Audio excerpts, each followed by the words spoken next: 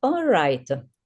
So, welcome everyone. We are ready to our last webinar for this season before the summer break. We are Nobumpnocare, an international platform that takes care of reproductive rights for women, gestating cells, and a parental network of people in the reproductive time of their lives.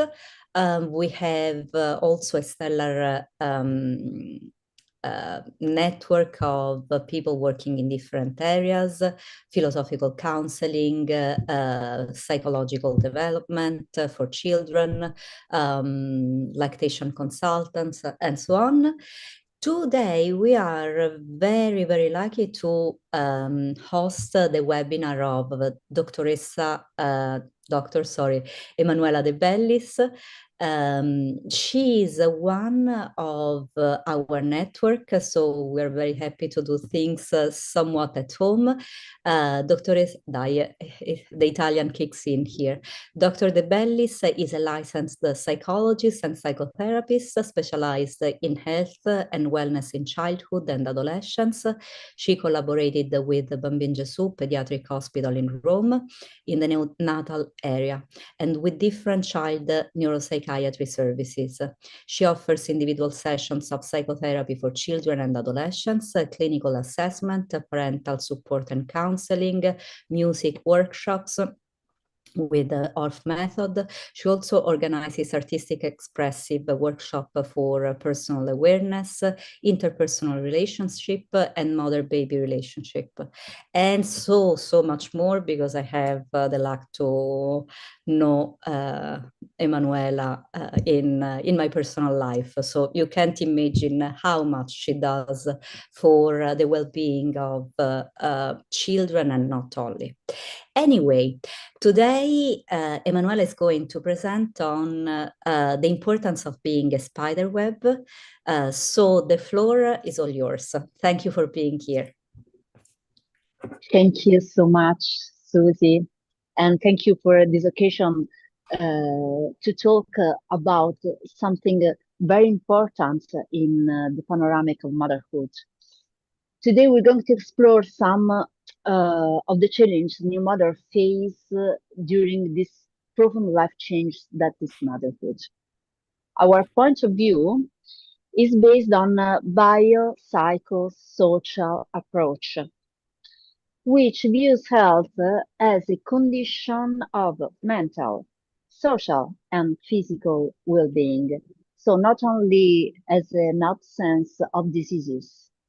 We will also focus on relationships as a useful tool for prevention and support. So I will share my slides.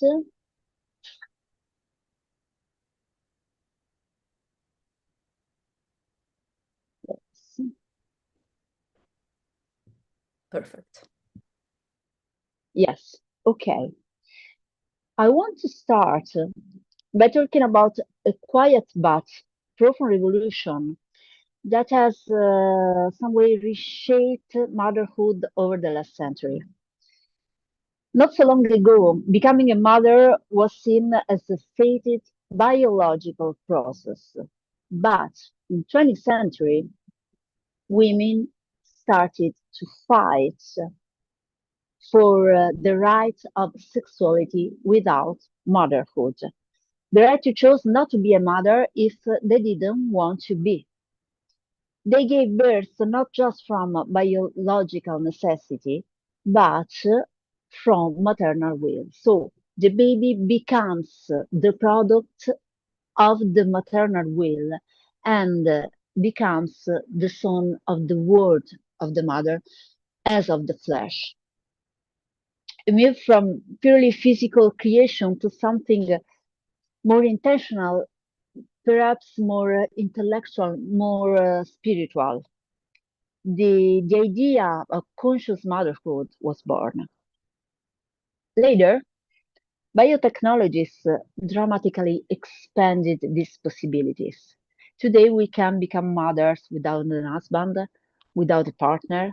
We can have a baby even when medical conditions make it difficult. But Françoise Colline warns us the emergence of possibilities shapes the real. New options redefine our perception of reality. You have so many possibilities to become a mother, so don't give up, keep trying. You can decide, you can choose, you are grateful. We feel immense gratitude for these medical advancements, but sometimes possibility becomes a burden. Sometimes the possibility leaves room just for the fight, the will, but not for the dub. But we know that motherhood, as every life changes, brings a quantity of ambivalence. Every change in our life is a little death that has to be heard, has to be processed, has to be elaborated, and has to be narrated. Today you can decide, choose to be a mother or not to be a mother, but when you choose it, there is no space for shadows. Yet beneath this gratitude and choice lies an unspeakable truth of motherhood. While technologies and choice are empowering, they might paradoxically make it harder to acknowledge the difficult, the ambivalence, or simply the less than perfect aspects of motherhood. When pregnant, a woman is often celebrated, seen as sacred, almost divine.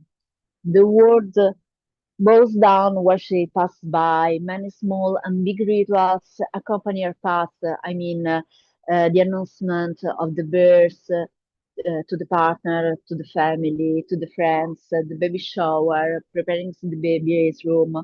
Most of them are obviously related to marketing aspects that reinforce this ideal image of pregnancy. But even then, there's a hidden ambivalence about the monumental change ahead. Often we see pregnant women with a sad or an annoyed face, their bodies changing, often with many physical discomforts or clinical conditions. Their life is changing in an irreversible way. Their work, their relationships, their partnership will be transformed, and they are losing a part of themselves. So the ambivalence of motherhood starts to be felt. After childbirth, the reality can be stark. We found loneliness, a loss of the sense of self, of sense of identity, loss of previous directions, loss of own body, some difficulties in caring and relationship crises. These aren't just about hormones. They're deep challenges that can lead to postnatal depression and the relationship crisis. It's a journey where many new mother says, I am not finding myself anymore. Postnatal depression, baby blues, shouldn't be reduced solely to hormone imbalance. It's a common oversimplification to attribute every instance to hormonal shifts. Psychological and social factors are fundamental for well-being, and the challenges involved are far more profound than mere biological ones. And don't forget, sorry, the situation of non-motherhood, the life of those women who can't get pregnant, the struggles of women who want to be mothers but face infertility, economic barriers, diseases, or social hurdles are absolutely part of the modern landscape of motherhood and bring another layer of unspeakable pain and challenge related to maternal desire, social expectations, body perception, and so on, that needs to be narrated and need to be elaborated. So the question becomes, who can hear you? who can truly hear you during this immense transformation. Our society often places the burden of support solely on the couple or the immediate family. But there are so many reasons why your partner might maybe not be able to support you effectively. First, your partner is also involved in this. His life or her life has changed as well. Maybe not as dramatically as you, but your partner is at the center of a life change too. Everything is new and often a sense of inadequacy arises. And this sense of inadequacy can impact the couple's perception of themselves, and it can really be processed without difficulties. More specifically, if your partner is a man, there's a great part of experience he can't understand. It's the same in the experience of women with breast cancer. Every bodily experience specifically linked to femininity can hardly be understood by someone who simply does not have the same body. And when a woman tries to share her feelings about this, she has to use so many words and so much energy to translate and explain something that is so complex. And she can experience a common isolation that can occur when all emotional burden is placed on one relationship. I mean, your partner can support you, but you need also someone else who can deeply understand you. So the second person a woman often turns to for understanding is her mother. But while family is often seen as the primary support, the mother-daughter relationship itself can be a source of stress, especially around such a transformative event as motherhood. There's been a lot of ink spilled on the complexity of mother-daughter relationship. When the daughter becomes a mother in her turn, this complexity dramatically increases. Unconscious projections, rivalry, envy mixed with the nostalgia, sadness, the loss of the role, the transition to another stage of life.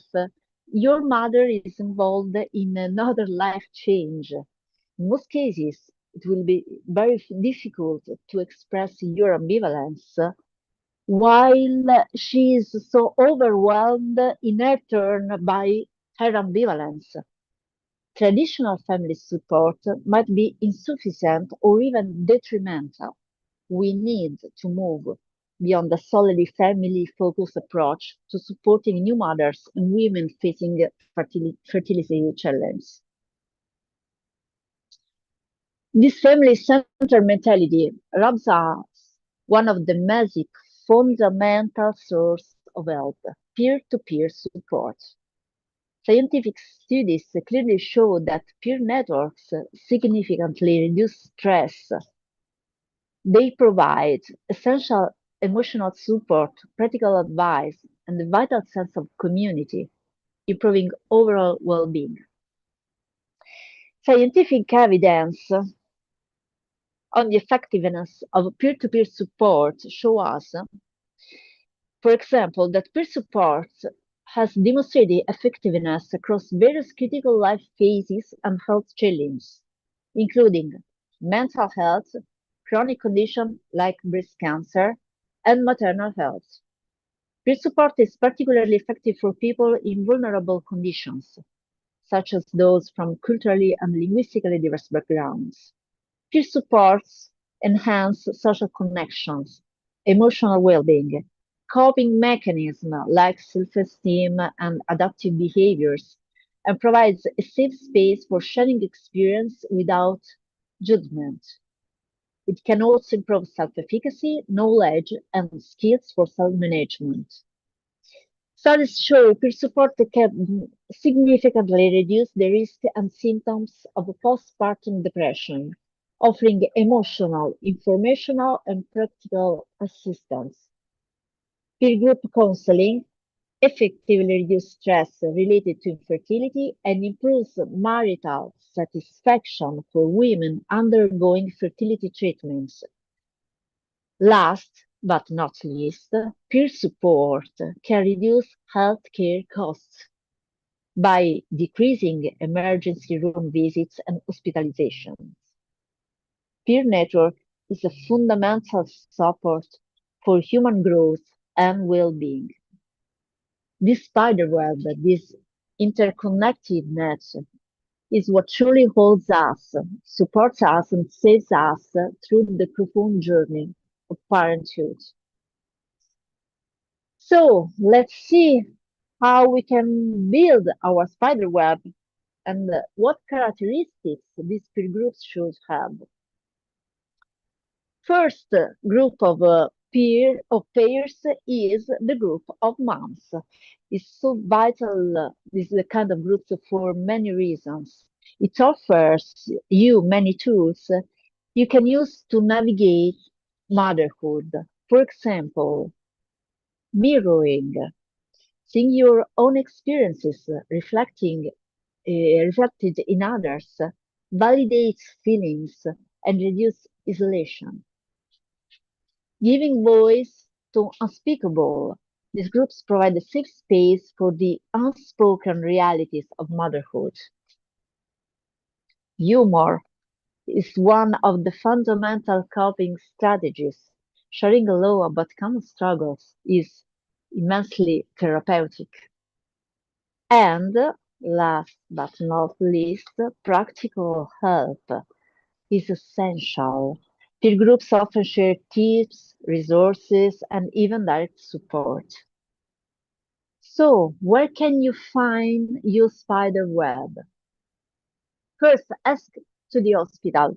It's a good starting point because hospitals often have resources or know of local groups. You can build your spider web in your prenatal classes because many connections start here before the baby even arrives. Or you search for maternity and perinatal support organizations. This is a broader category that covers various nonprofits or community groups dedicated to maternal well-being. If you don't find anywhere a net, you can create it on your own during the pregnancy. Don't wait. Start to create now because after the childbirth, the intense challenge of the postpartum period will hit and you will need it. It's a crucial preventative measure against loneliness and unspoken struggles. Let's go to analyze what characteristics has to have the group of moms. You need some rules because motherhood bring brings some social negative expectations about women relationships. So you need some rules to make the space safe. No judgment. This is fundamental. It immediately sets a tone of acceptance and a psychological safety, which is essential for opening up about unspeakable feelings. For this very reason, please avoid social media groups. Online interaction, lacking the nuance of face-to-face communication, can easily lead to aggressive language and a decrease in empathy. So please search for a face-to-face group. No competition, another better point. Motherhood can unfortunately be prone to comparisons and unspoken judgments. Emphasizing no competition encourage genuine support over perceived failures or successes. Relationships are between equals, no master, no mentors. It's about shared experience and mutual support. It's not about hierarchy. The rule is simple. First, listen and console, then offer suggestions. This is a guideline for interaction within the group. Prioritize empathy and validation before jumping into advice, which is key for making people feel truly heard and understood. Every woman is responsible of this role. Every woman in the peers group is responsible of safety of the group. But you can choose to have a psychologist to help you, but she can guide the discussion. But her role is only to facilitate an exchange among equals. She can ensure it remains a safe and egalitarian space, but she has to be on the wallpaper. So these are the characteristics of the moms group. That is not the only group you need during your motherhood journey. It's equally important, the group of no moms. The group of no moms that can help you in some difficulties, while moms group can help you in other spaces. Do you remember Sex and the City when Miranda has a baby and she's overwhelmed and sleepless, exhausted, unable to care for herself, and Samantha, who hates babies, books her an appointment to a great famous hairdresser, and she takes care of the baby while Miranda is going to the hairdresser. What is she doing? Samantha is telling Miranda, "You are still you, not only a mother. This is difficult now, but I am here for you." While moms groups are invaluable, the support of friends who knew you before motherhood offers a different but equally essential kind of connection. Your friends can help you reconnect with your pre-motherhood self, providing a vital link with your pre-motherhood identity, which can be vital in navigating this loss of the self we discussed earlier.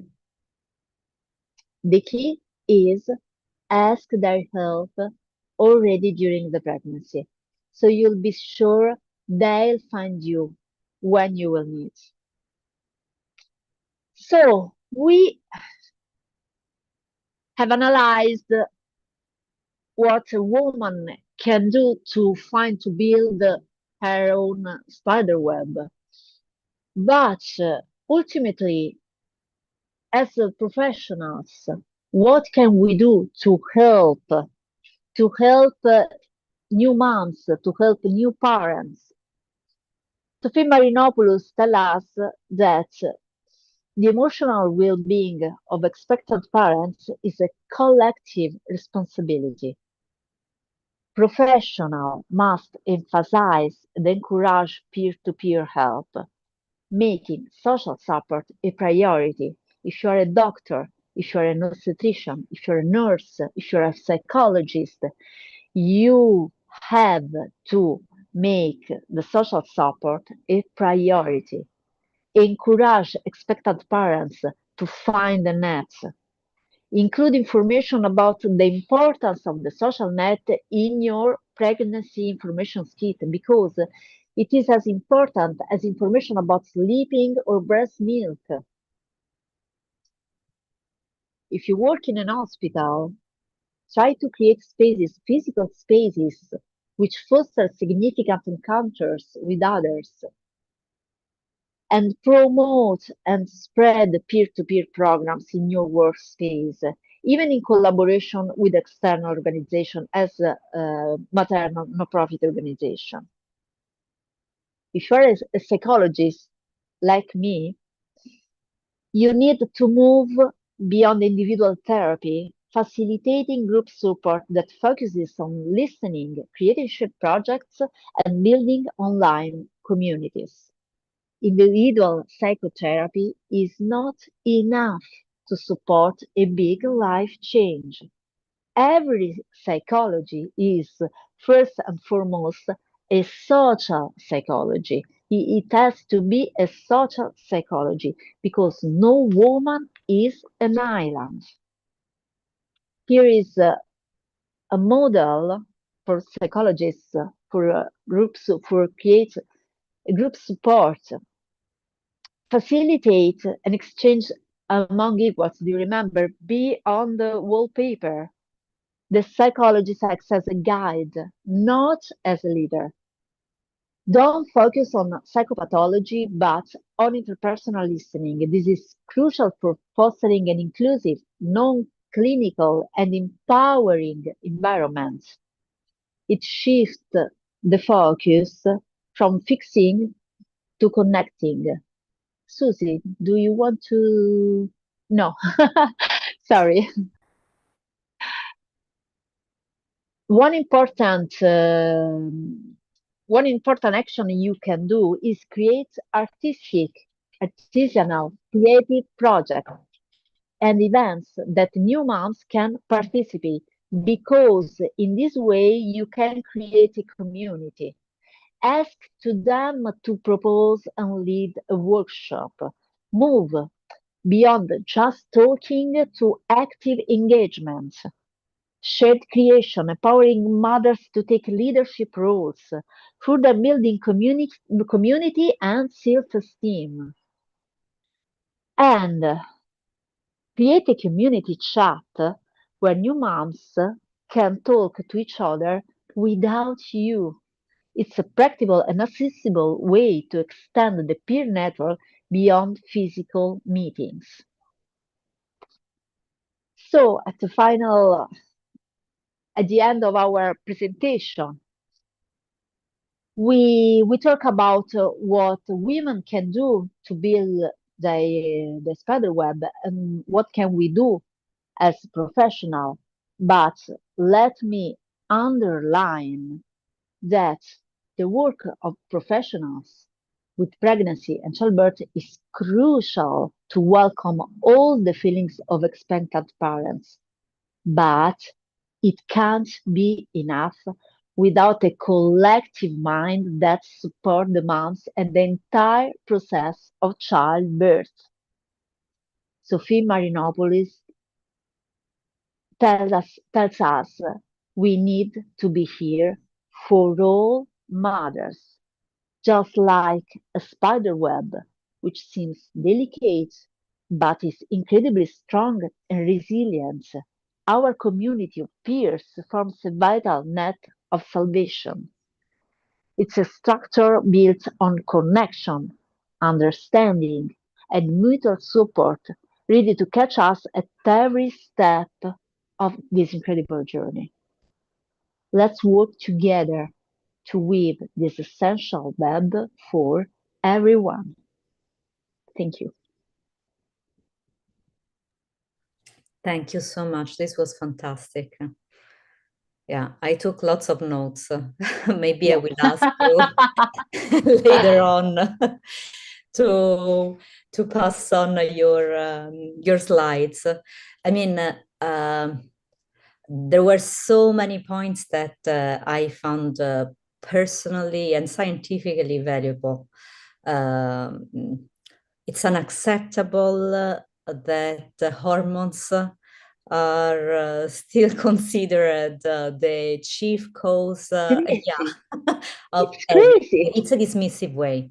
It's a dismissive way of taking care of the well-being of not only the mother, I mean, the gestating self, the network.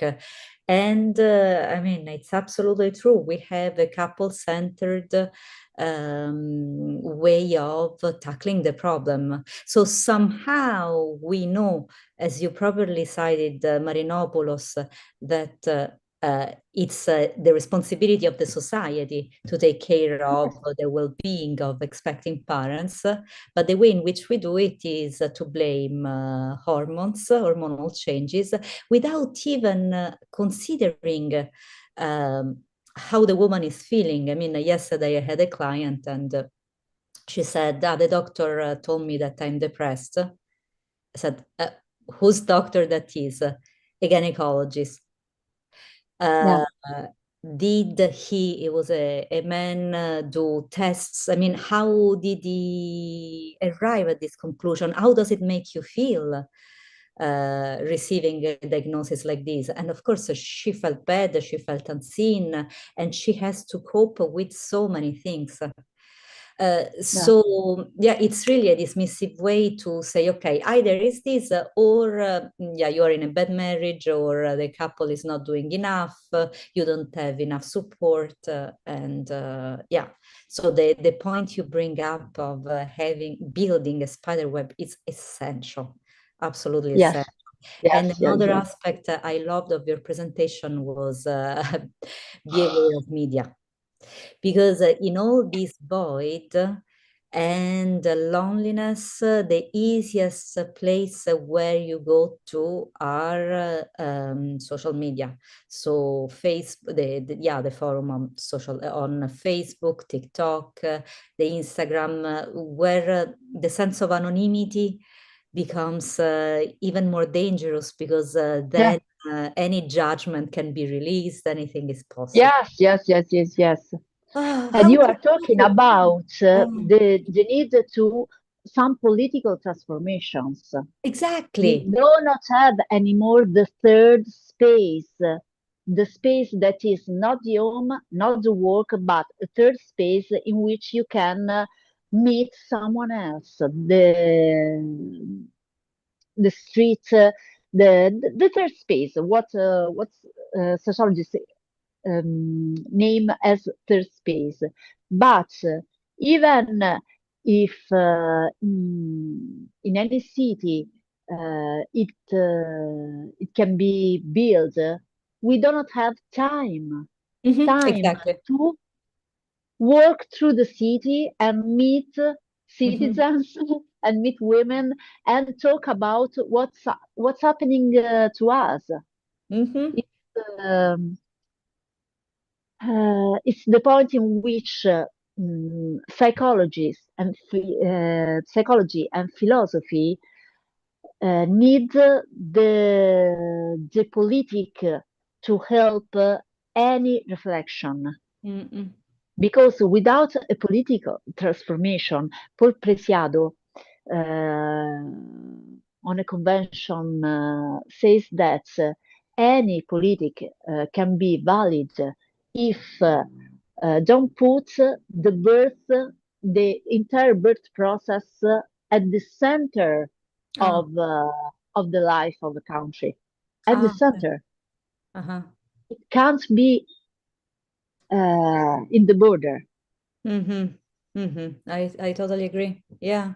And it's really hard. I don't see how this political change is, because again, we are forced to come back to the world, if even better if we don't leave the working world, but to come back to that after delivery, even if as if nothing has changed, especially Yeah, for men, but also for women. Uh, Daycares are organized often in such a way that either they are unaffordable, financially speaking, or yeah, they take even more commitment from mostly the mother. Workspace are completely oblivious of what's going on, and you have to keep going. And even I mean, I truly appreciated also the warning you brought about what psychotherapists can do, because even psychotherapists specialized in motherhood, yeah, they don't realize that, or maybe they do, but they are not ready to cope with the systemic change. And so no. they, for example, cannot meet the parents, they cannot do couple meetings because I know, because I'm your psychotherapist, I cannot be, yeah, but here we have a systemic problem. Maybe Yeah, you need yeah, to yeah, get to my mother because she's driving me crazy as well. Or I don't know. But yeah, I think that politics should educate us, should make space for breaking structures that are obsolete.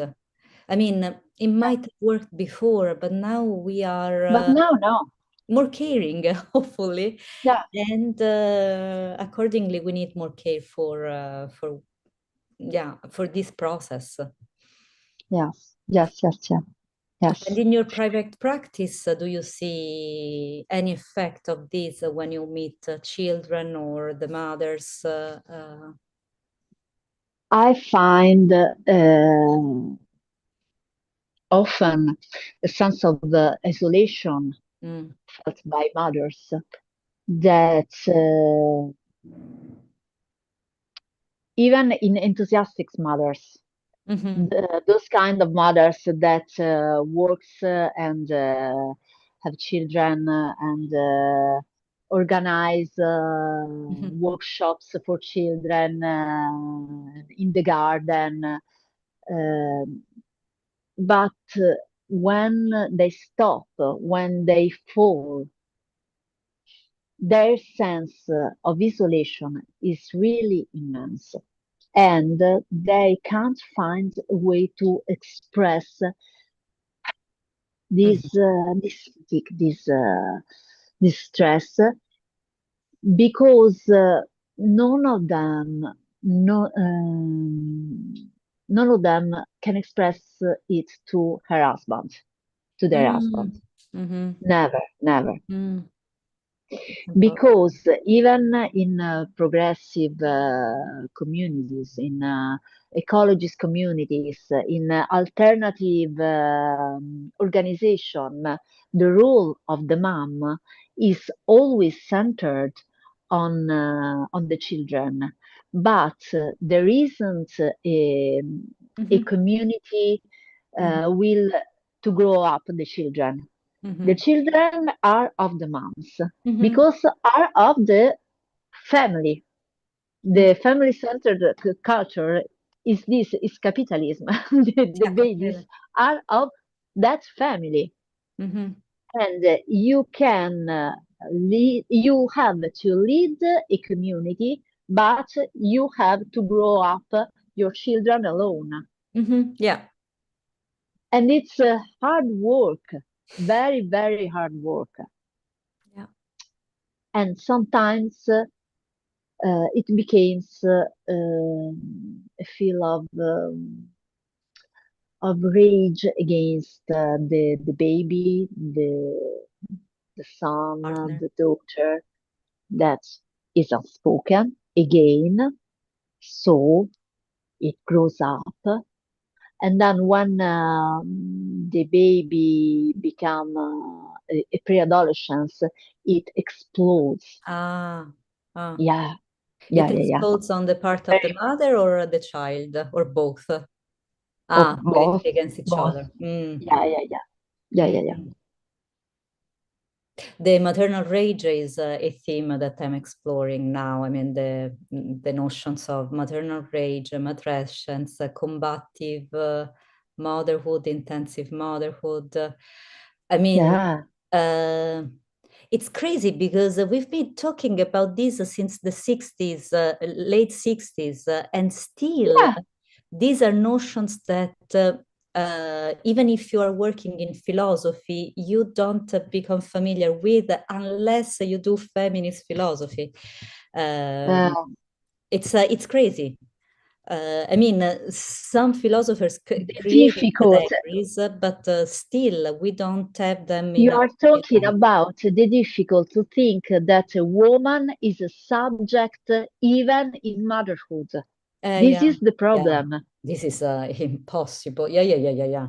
And it starts with Yeah, pregnancy, where yeah, they believe that what's yes, going on yes, yes, here? yeah. It's two in one. So, since pregnancy, the woman loses agency and subjectivity because her subjectivity gets